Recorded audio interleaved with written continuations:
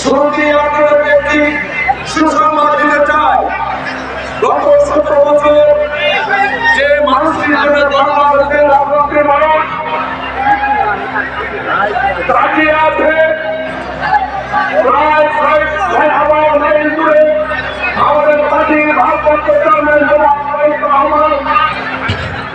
বাংলাদেশের ফিরে গেলে এই আশার গ্রামে বাংলার মানুষ তাকিয়ে আছে। আজকে সেই নেতা, সেই মহান নেতা আমাদের মানুষের আমাদের প্রিয় নেতা তারেক রহমানের সকল মামলা আজকে নিষ্পত্তি হয়েছে। আমরা সকলেই বলি আলহামদুলিল্লাহ। ধন্যবাদ। আমাদের প্রিয় নেতা তারেক রহমানের দেশে প্রাণ পরিবর্তন উনি যে কোনো মুহূর্তে বাংলাদেশের মাটিতে ফিরে আসবে, এটি আমরা প্রত্যাশা করছি। ধন্যবাদ। আমি আজকে ভবানী করে জাতীয় শক্তি নেতৃবৃন্দের উদ্দেশ্যে একটি কথা বলতে চাই।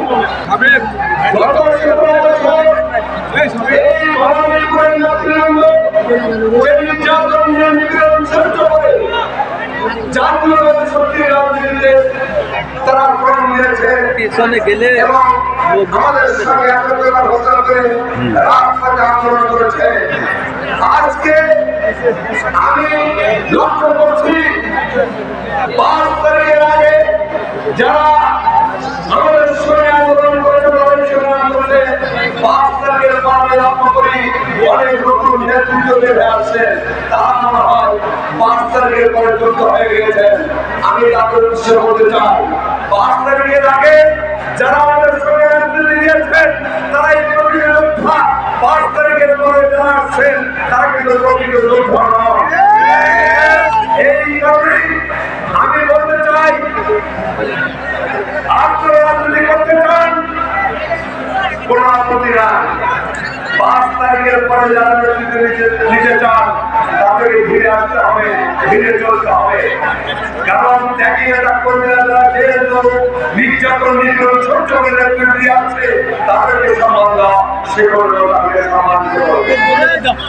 আরেকটি কথা বলতে চাই, যারা গত 17 বছর যে আওয়ামী লীগের বিরুদ্ধে লড়াই করেছে সেই আওয়ামী লীগের সঙ্গে কোনো আঘাত চলবে না। যারা আঘাত করবে, যারা ভবনের নিচে নিয়ে আমাদের বিএনপির কাছে আসবে, আমরা যদি বুঝতে পারি এই আওয়ামী লীগকে নিয়ে আসা হচ্ছে তার বিরুদ্ধে আমরা সাংগঠনিক ব্যবস্থা গ্রহণ করবো। বন্ধুরা আসুন, আজকে আমাদের বিরুদ্ধে নানান ষড়যন্ত্র চলছে। আমরা বর্তমান সরকার অন্তর্বর্তী সরকারের সরকারটা করিল এর অধীনে বাংলাদেশে একটি অবাধ এবং নিরপেক্ষ নির্বাচন দেখতে চাই এবং আমরা বারবার বলে আসছি অনতিবিলম্বে নির্বাচনের তারিখ ঘোষণা করা হোক। বাংলাদেশের মানুষ গত 17 বছরের নির্বাচনের কারণে অনেক মায়ের বুক খালি হয়েছে, অনেক বাবার বুক খালি হয়েছে। গত 5ই আগস্টে অনেক ভাইয়ে এখানে শহীদ হয়েছে। আজকে বৈষম্যের ছাত্র জনতার আন্দোলনে যারা শহীদ হয়েছেন, আজকে ভবনের বিএনপির পক্ষ থেকে আমরা তাদের আত্মার মাত্রা কামনা করছি এবং যারা মৃত্যুবরণ করেছেন তাদের সুস্থতা কামনা করছি এবং আগামী দিনে আমরা ভবানীপুরের জাতীয় শক্তির নেতৃত্বকে নিয়ে আগামী দিনের নির্বাচনের জন্য প্রস্তুত থাকার জন্য গ্রাম থেকে গ্রামান্তর ইউনিয়নের সমস্ত নেতা কর্মী সংগঠনের থেকে আমি প্রস্তুত হওয়ার জন্য আহ্বান করবো। আমাদের প্রিয় নেতা তারেক রহমান এই সেগুলোকে যাকে মনোনয়ন দেবে, যার ভাবে সৃষ্টি হবে ইনশাআল্লাহ অন্তর্ভুক্ত হবে, তাকে বিজয় নিশ্চিত করার জন্য আমরা ঝাঁপিয়ে পড়ব।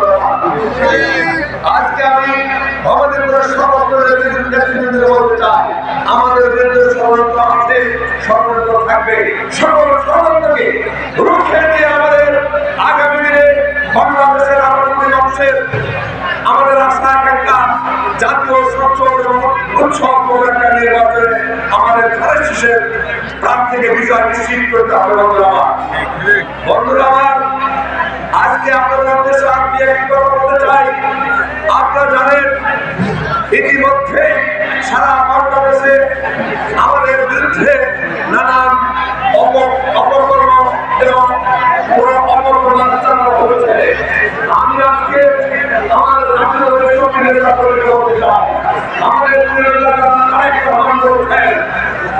আমাদের দলকে ব্যবহার করে কোন চাঁদাবাজি, কোন নির্যাতনবাজি, কোন গ্রহণবাজি, কোন গ্রহণদারিত্ব এইটা কিন্তু করতে দেওয়া হয় না।